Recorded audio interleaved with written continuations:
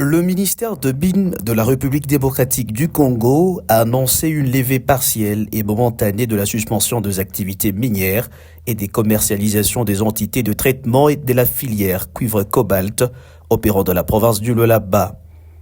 Dans un communiqué de presse publié ce 5 janvier 2026, le ministre de Mines, Louis Kabamba Wantoum, a informé l'opinion nationale et internationale que cette décision fait suite aux conclusions préliminaires de la commission ministérielle de contrôle des conformités instituée après l'arrêt ministériel du 19 décembre 2025 portant suspension temporaire des activités minières artisanales et de traitement. Après des travaux menés dans un climat de calme et de sérénité, avec l'implication du gouvernement provincial du Lualaba, de services de sécurité, des coopératives minières, des négociants et de la société civile, la commission a relevé des violations généralisées du code et du règlement minier au sein des entités de traitement inspectées. Malgré ces manquements, le ministère a décidé d'autoriser à titre provisoire la reprise des activités pour les entités de traitement exclusivement localisées dans le Lualaba, sous conditions strictes de conformité.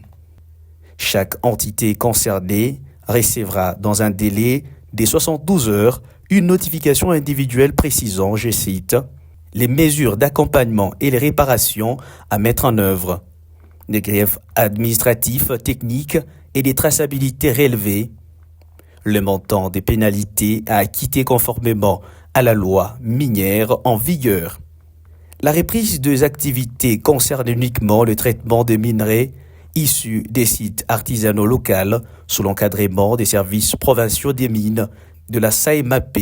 ainsi que des délégués des coopératives et négociants agréés. Le ministre de Mines a rappelé que cette décision s'inscrit dans la feuille de route de la Commission nationale des luttes contre la fraude minière, visant à assainir la chaîne d'approvisionnement tout en garantissant le respect de principes de diligence raisonnable de l'OCDE et du Manuel national de traçabilité.